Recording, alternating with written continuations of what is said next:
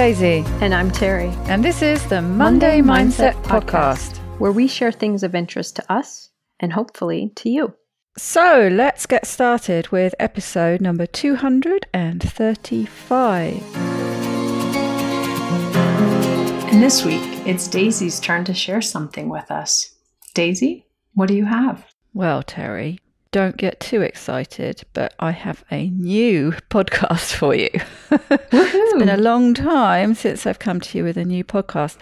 This is actually one that I loaded up when I went on a bit of a looking for a new podcast rampage ages ago, and it's been dropping episodes in and I haven't really done anything with it. So I was just having a look through various things to see what I could use. And I thought, I'll have a bit of a look at that because I think it might be something that Terry finds interesting because it's quite psychologically based. But it is also one of those podcasts, you know, those podcasts where like most of the episodes they're interesting, but they're something that'd be really difficult to share. They don't have a nice, concise little topic. But this one I thought might do, and it turned out quite well and also feels quite current, shall we say. You'll see what I mean by that in a minute. The podcast is called, I always say ages to make my point, don't I? The podcast is called All in the Mind, and it is from BBC Radio 4. And the show description is the show on how we think, feel and behave. The host, Claudia Hammond, delves into the evidence on mental health, psychology and neuroscience. You can see why I thought that's going to be right up Terry's alley, that is. I'm liking it already. Exactly. And Claudia Hammond is an award-winning broadcaster, author and psychology lecturer. In her work, she shares the ways that psychological and medical research can help us in our everyday lives, whether through radio, TV, podcasts, public events or books. So there you go. That's a little bit of background and context. And this episode was all about toxic positivity. And the host, Claudia Hammond, is joined in this episode by psychologist Dr. Linda Blair, GP and educator Dr. Anisha Patel, and inclusion and wellbeing consultant and content creator Benjy Kusi. And this discussion took place in front of a live audience at Cheltenham Science Festival. Not that you would have known from the audio. Have to make a little comment about the audio quality. Didn't hear the audience at all. That's good BBC audio setup for you.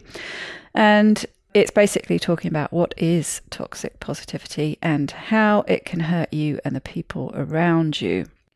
And they get going by talking about how there's been a real spike in online searches in the past 2 years for this term, toxic positivity, as well as it being bandied about on social media.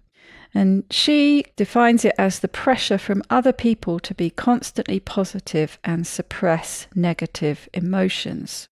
Things like stop complaining, it could be worse, cheer up, you'll be fine. But people usually mean well when they're saying these things, and we will all probably have experienced it both on the receiving and the giving end.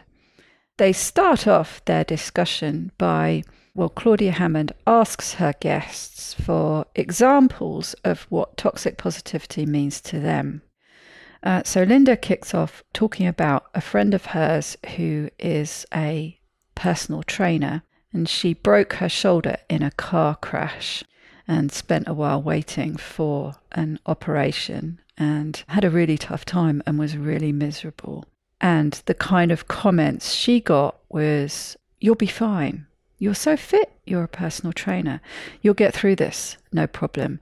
And she found it really demoralizing.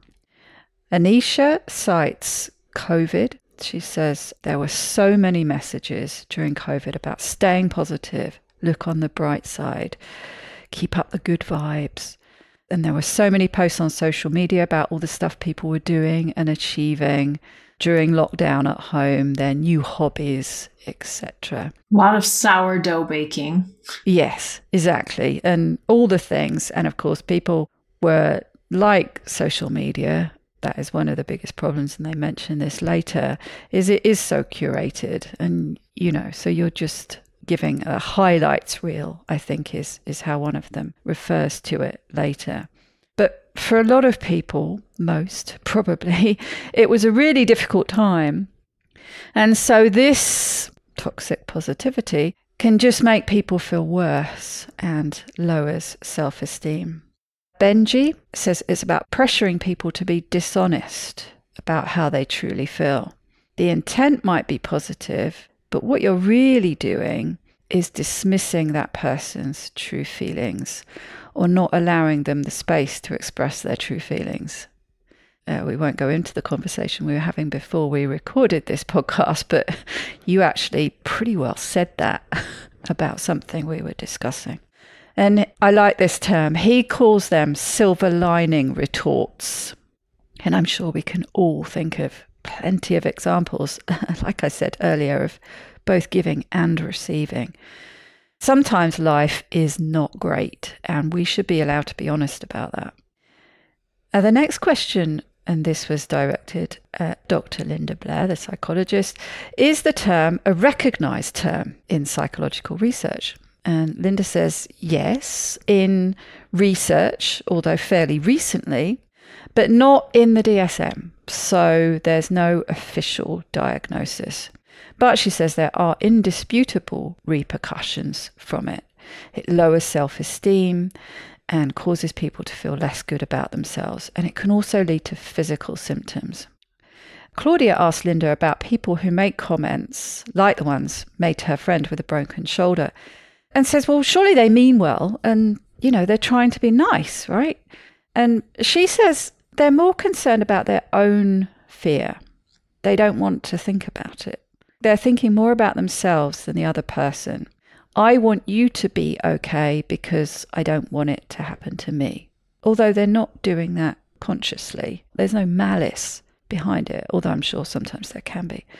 So although it's toxic positivity, it sounds like people are doing it on purpose. For the most part, they're not. And she asked Anisha about her experience of having bowel cancer and the toxic positivity that came from that.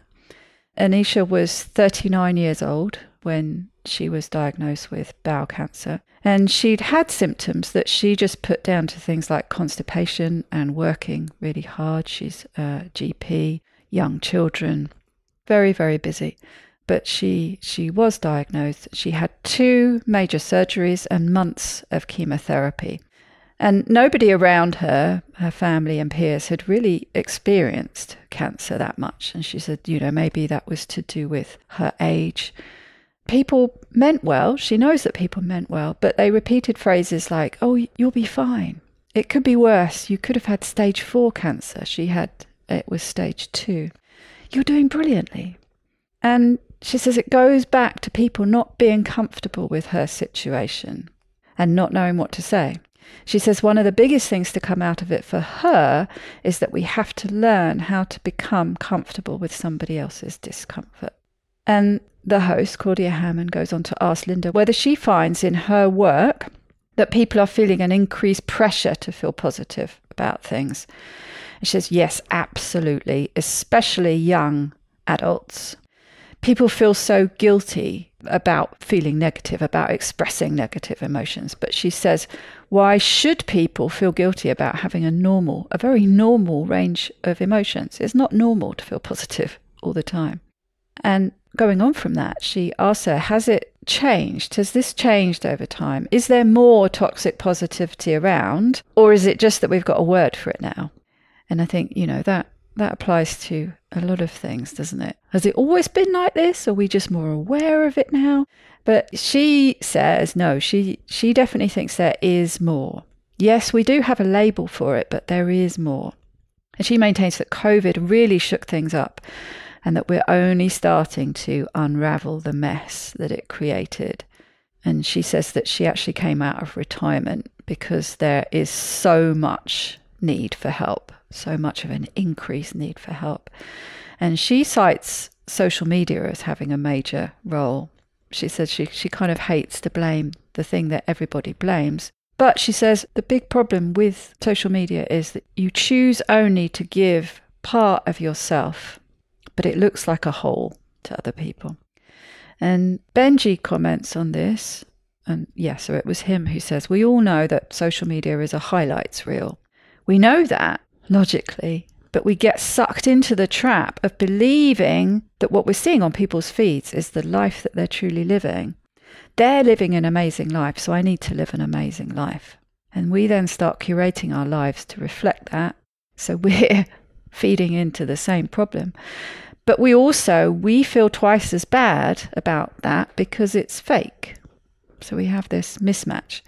And I think this is probably more, this does probably happen more with younger people than older. I suppose I do a certain amount of that, but I don't feel like I participate in that as much as I would have done when I was younger. And Anisha says from her perspective, so she's a GP, she says they have never seen so many young people with mental health issues. As a GP, she has never had to refer so many young people for so many mental health issues as she's doing now. They have this belief that they should be achieving and looking a certain way because it's presented that way through social media. And the biggest thing she says that she learned through therapy is that it is okay to not be okay. And we need to be more open and honest and vulnerable with our emotions. What happens then if you can't express your negative emotions? What effect does this have on your authentic self? Benjy says that it doesn't give you the opportunity to be vulnerable with other people, so it becomes really hard to say that you're struggling. You have this pervading feeling that you need to put a brave face on things and suffer in silence. Linda says that research shows that if you adopt an unrealistic, optimistic outlook, then you can miss danger. There was a study in Canada that showed that elderly people who were overly optimistic were 300% more likely to die younger than the other group who were more realistically optimistic. And it's also dangerous psychologically to suppress negative emotions because it ruins your self-esteem. It makes you feel out of touch with your own self. And evolutionarily, some words I struggle with, we are primed to look for problems. The people who survived were the ones who recognized danger and were a little bit more cautious. And it is important to recognize the negative side of life. Anisha talks about being toxically positive towards yourself. And she found it really frustrating to go through the treatment that she did for the cancer that she had, and found herself saying things to herself as she was coming out of that treatment and getting into that period of time where she might start going back to work and start getting back to quote unquote normal life. She found herself saying things like, when she didn't feel that way, I should be able to go back to work now. I should have more energy as a mother by now. I should. And it's one of the things you say, isn't it? We need to stop shoulding on ourselves. And she had therapy. I'm assuming, but from the way she was saying it, I think it was part of her recovery from the cancer. But she learned to challenge those thoughts through therapy and to accept that it's okay not to be okay. And acknowledging the negative emotions actually allowed her to have post-traumatic growth. And she talks about this real positive arc that happened once she allowed herself to acknowledge and process these negative emotions. Actually, a lot of positive stuff started coming out. So one of the things she started doing was writing about her experience. She found that very cathartic, letting out all these negative emotions. I think she started off with a blog and social media posts, and I think she's also written a book. So she found this great release of creativity a very cathartic process, and this processing of the negative emotions allowed her to build herself back up. So the suppressing of them was preventing her from doing that. And she talked about her experience of cognitive behavior therapy, and they do go on in a minute to talking about some of the negative aspects of that. But she found the experience she had with CBT was, because it's kind of known a bit, isn't it, for reframing things in a more positive light. But she said the reframing was very specifically about the way she thought about herself, not reframing the negative emotions. And Linda has a few things to say about CBT, and she said it depends really completely on the therapist. It really needs to be tailored to the individual. It came out of positive psychology, but it is not just about being cheerful and reframing things in a positive way. Positive psychology doesn't ignore the negative. As we've mentioned before, we're primed to spot the negative. And we maybe try and counteract that by looking for positive things. But what she's saying is that finding the balance is what is really important. And she sees therapy as getting people in balance, just most people come into therapy unbalanced, and her role is about balancing them. Benjy talks about the prejudice he faces as a queer person online, and cites a couple of examples of things that people might say to him, like maybe if you stopped complaining, you'd be happier. Maybe if you stopped being so divisive, we could all just get along. Certainly seen posts like that when it comes to all sorts of comments to marginalised groups. He says that if he stops talking about it, the issues he faces aren't going to go away. You'll, as in the people who are making the comments, you'll just be more comfortable. People are putting their discomfort on others, and we need to hear people out, especially those who are marginalised. So how can we teach ourselves to be more comfortable with negative emotions? And Linda says, well, quite simply, really, by being able to express it. It's often less bad when it's outside your head. She says one of the things you can do is allow yourself some worry time every day. And you mentioned this recently in an episode that you did. You could set aside a time each day and postpone until then, and then let it out. And she talks about the morning pages from Julia Cameron, who suggests getting up in the morning and vomiting 3 pages of whatever out onto the page, and maintains that this makes you feel much lighter going into your day. And she asks Anisha, what would she have liked people to say to her when she had cancer? Instead of the things she cited before, well, what would you have liked people to say? She says, yeah, it's really tricky, but to say something. And she says quite a few people actually ghosted her because they found it so difficult and they didn't know what to say. So say something. And if you don't know what to say, ask. Be honest. I don't know what to say. How can I help? Days she felt really bad, an acknowledgement of how bad it must be would have helped. Is there something I can do? Do you want to go for a walk? Can I make you a cup of tea? Do you want me to go and do some shopping for you? Or just, I'm here. I'm listening. Do you want to talk about it? Should we just sit? Listen. That's the key thing. She wasn't looking for solutions. And anyone out there who's a natural born problem solver, listen up. She just wanted to be listened to. She wanted her experience to be validated and not to feel so lonely going through this. And Benjy offers some tips on how to listen compassionately. And he says, you need to listen to understand rather than to respond. Really be present. Center them. Any questions asked, by you, that is, of course, should be about how to understand them better and or support them better. You're not challenging what they're saying.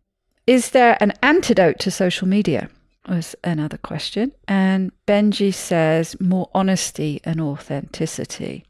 I haven't looked at his social media, but he says he tries to be more that way.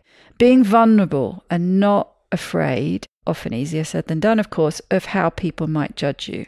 And I think, and they were talking about younger people experiencing more problems, I think that's something that comes a bit with age, that you get less and less bothered about what other people think, or certainly I found that to be true. Anisha started writing a blog on social media and found it very cathartic. So of course there are positive things to social media. We're not just all about bashing social media. How should we respond to toxic positivity? Gently call it out, but try and be light about it, but say that actually you're not okay. And can you talk about it? But give people the opportunity to defer that conversation. They might not be in the right place to listen properly. And give. So maybe push a bit when someone says they're okay and you really don't think that they are.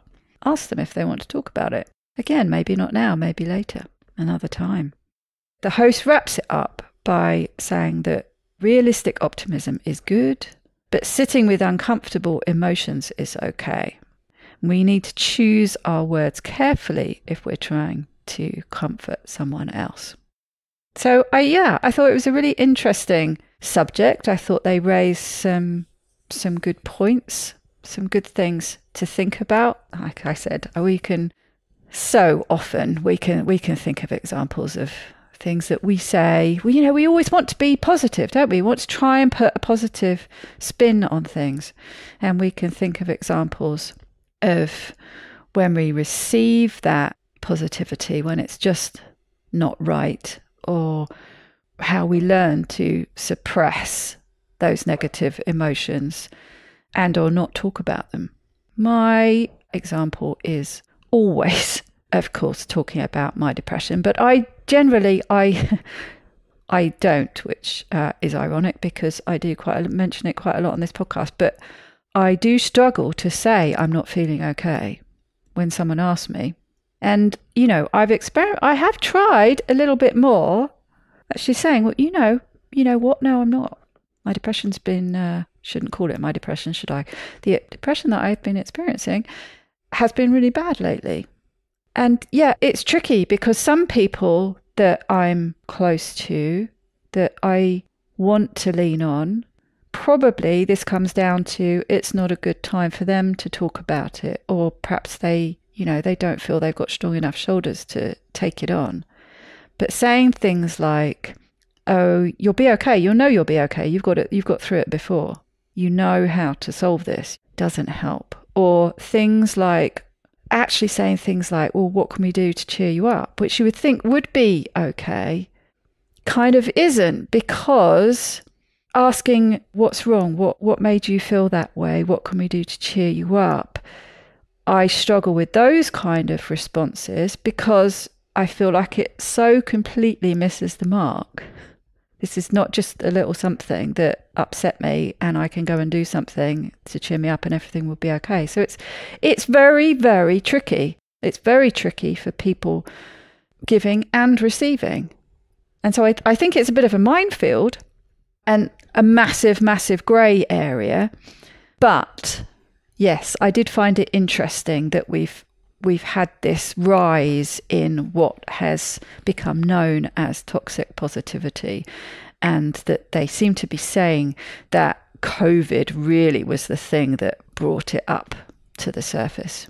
I have about 4,000 thoughts as I was listening, and so there's probably no rhyme or reason of how I might bring some of these to you, but one of the things I was thinking as you were talking about your own experience is one of the unfortunate complexities of this is that it then puts like the pressure on you that could make you feel even worse, that you're already feeling bad because you don't want anyone else to have to take it on and feel like they need to fix it for you. You don't want to have it be minimized and being told, well, you shouldn't really feel this way because look at all this great stuff. And so you hold it in more in silence, which is, has a negative impact for you. You should not have to be in that position of taking care of the other person being comfortable. Something else you said in there that I thought was so important seemed like a number of them were really just addressing what most of us need when we're struggling with something is we need to be witnessed or heard. And listeners can't see this, but I'm holding up my hands like underneath someone, like you're holding someone up. We just need like a safe landing spot to be where we are. Mm. Because eventually we will work through or whatever we need to do. But if we don't feel like we have that, almost like a soft space to perch, it makes it a lot harder. Like we're flapping our wings a lot more on our own. And I know for myself at times, and for many of us at times, it is hard to know someone is struggling. And you want to not just give them a safe place to perch, but you want to move them over here onto this really strong branch. Yeah. But that really does dismiss what they're experiencing, especially depending on how we say it. I know this is complicated, but I think it's one of those times where we all have to get better at learning to check in with someone about what they need from us. Someone might be telling me something because they want me to cheer them up. I should wait and find out if that's what they need rather than, okay, this person is really upset. Let me think of a really funny story I can tell them to get them laughing. That may not be what they need or want at all. And it may not work. It may just make things more challenging. And I think many of us, we've never really learned, been taught or trained to check in with people. What do you need right now? Like you said, Daisy, to be able to say, I'm not sure what to say.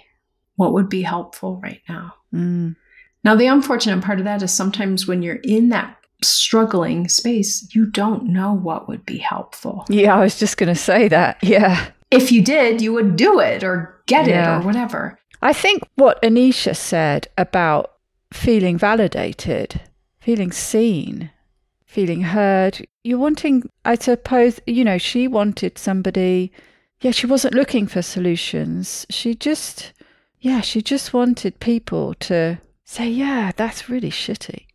Yeah. What you're going through is horrible. I don't understand it at all. Yeah. But yeah, I'll listen to you vent about it. Or what is it? Yeah. What is it that I can do to help a bit? It is really tricky because if it's somebody you care about who's saying that they're not feeling good for whatever reason it is, you want to help. You want to try and make them feel better. So this is where, it's coming from a good place. It's not, Absolutely. I think another part of it that can be challenging, how do I say this? This is the opposite of toxic positivity. But sometimes to listen and to feel like we're giving people validation, we catastrophize it even more. Yeah. It must be horrible what you're experiencing right now. And if I was just starting to feel a little bit like things were moving in the positive direction, and then someone says, oh, this is horrible. Oh my gosh. That's almost too much for me as well. It's a bit of a tightrope, really, isn't it? That's right. That's right. It's funny, as I was listening to you, Daisy, I was thinking about their observations that this was amplified so much with COVID.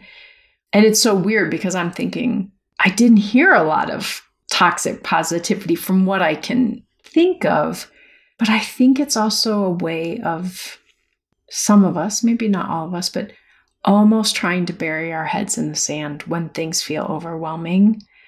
Well, you know what we're going to do? We're just going to sing a song and enjoy what's good about right now and keep going. Now, it's not that we might not be well off to do some of those things, but I think the key is acknowledge what you're actually experiencing even before you use some of those strategies. I just had a conversation in the TFM community around healthy emotions. And of course, we are often talking about healthy emotions and how this relates to a health journey or a weight loss journey. But someone's question was really like, I am really struggling with difficult emotions right now. what do I do? Because what I've always known to do is kind of mask them with problematic foods and things. And I feel like I said this 5 times, but I probably still felt like I couldn't say it strongly enough. You have to allow yourself to have the feelings. You're not wrong for having the feelings.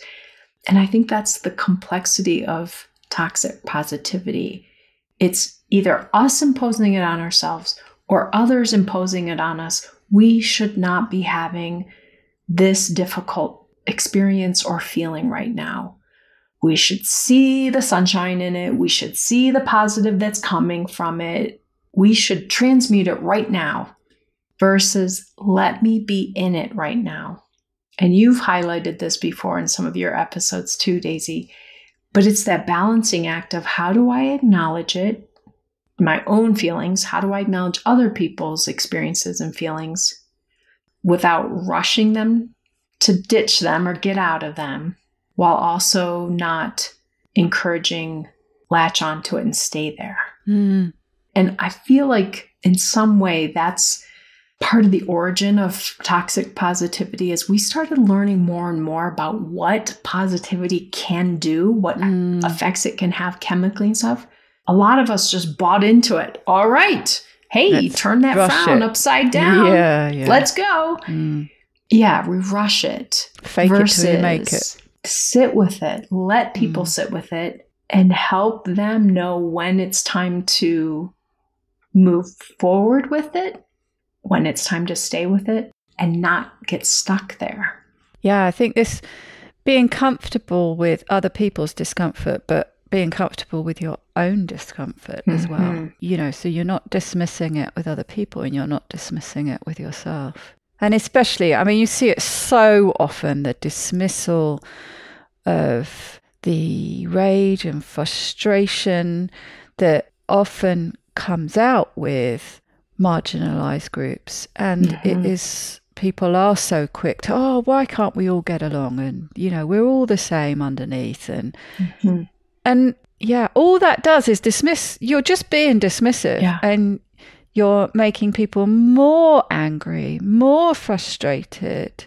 You know, it's a tough balance. Yeah, it's almost like saying, one of the people in the interview, it sounds like, shared an example like this, but hey, if you just didn't interpret these things as racist, you wouldn't feel bad. Yeah. So let's pretend racism doesn't exist so that you can feel well. Yeah, and I can just feel more comfortable because we're all getting along. Yeah. I'm not the person who's experiencing it, but, you know, who cares? Yeah. I feel comfy, so it's fine. Yeah.